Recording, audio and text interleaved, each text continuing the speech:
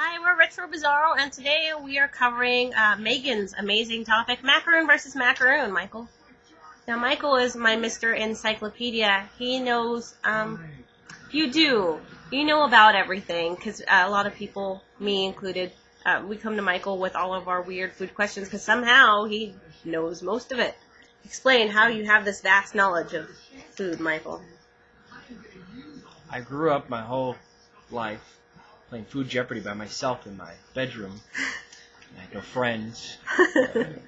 I just like reading. I like studying the history of food. It's interesting, and for some reason, it's the only aspect of humankind that actually stays in my mind. You know, not the science or the math, which would have helped me.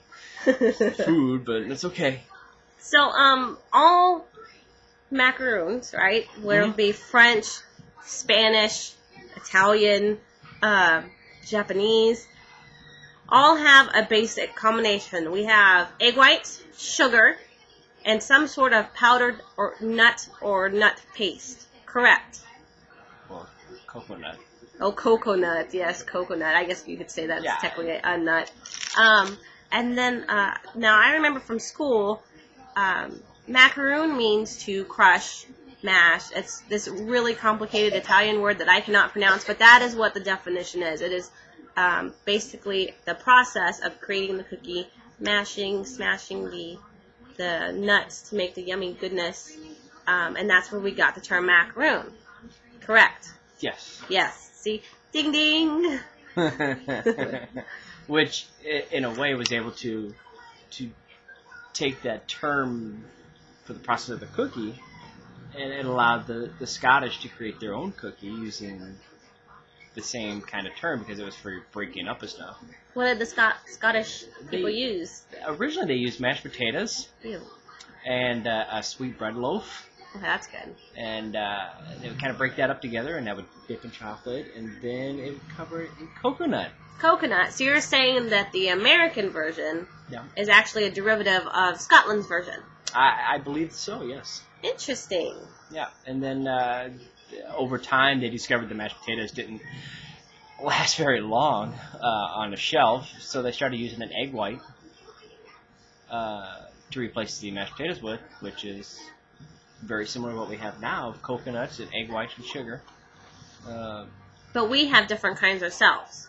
We do. We do. We have a nougat type, we have a meringue type, and we have a macaroon type. Now, I think the meringue and the macaroon are the same almost. It's just a different type of preparation. Like one's probably a heavily stiff peak, and then one's probably like a lightly stiff peak for the egg whites. You know. Yeah, one's actually a kind of more. There's a whipped one, and then there's one where you actually don't whip it at all. You just pour it straight in. Kind of like buttercreams. There's different kind of buttercreams, but it's all this. Yeah. It's all buttercream. We get it.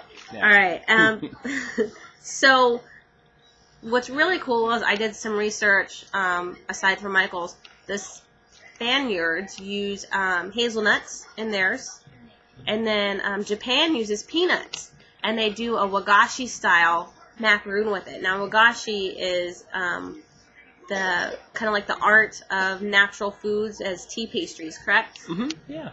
You have an article I've been meaning to read, and I just haven't read it yet because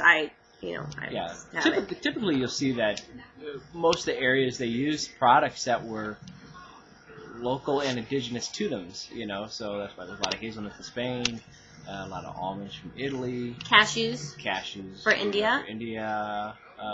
And then I think the French just like being pretty and fancy all the time. I mean, not stereotype, but I think that's. I mean, back in that time, back in that area, it was all about fancy pastries and party cakes, which came into the... A lot of one-upping and creating extra steps to do things. Because it was all for royalty. Mm-hmm. And then we come here, and everyone's just trying to get that little sweet thing and make it quick and easy. A lot of American stuff comes from South, from the Caribbean, and from below that, and everything. So that's where we get a lot of the reason why there's so much coconut up here is for that reason alone. Which is the reason they, not to go into modern day, but that's why the resurgence of the farmers markets nowadays is that getting back to those indigenous products that you see from around you, what they did originally. You wouldn't see an Italian using peanuts in their macaroons because that's not what they had. They used the freshest local ingredients that they had, which was almonds. Interesting. Yeah. And nowadays, I think everything just gets so blurred in translation. I mean, cookies and biscuits, England and here. Same thing, just cookies. I mean, look at frostings. We can look at butterscotch. We can look at even regular definitions of the human word, like dude. Dude used to be a man, and now dude is a slang term for friend. Yeah. And everything just translates over changes time. over time and through different dialects of the region. You know, pop, there's soda pop, it's called Coke. You know, it's all the same stuff, but it's all different things. You know. You got another question. Have you ever used mustard in products aside from I like in pastries? Yeah, I've used it in breads. Which is a pastry. Which is kind of a pastry. You know, I did one with it was a dark beer and mustard bread with some caramelized onions on top. I used it a lot in quiches. It worked really well in egg dishes. But not in the sweet. I've never used it in the sweet. Maybe we should try and do that, like a little hot dog stand candy bar. Yeah, we could give it a. We could.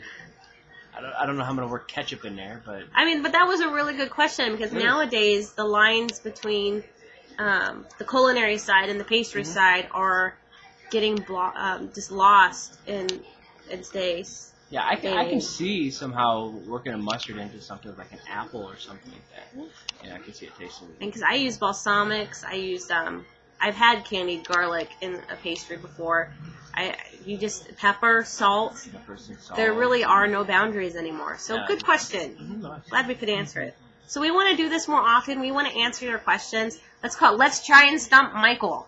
That's what we should call it. Let's try and stump Mr. Foodie. And I just like having the topic that I don't have to think about. So if you guys want to do this once a week, feel free to email us or tweet us with your questions.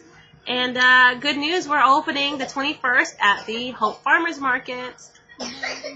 2 more weeks. So we want to have a mustache party. So bring your mustaches and we'll have a good time. I think we might have some monsters there as well, I hear. So yeah, ooh. Well, I hope we answered your questions and I hope you enjoyed it.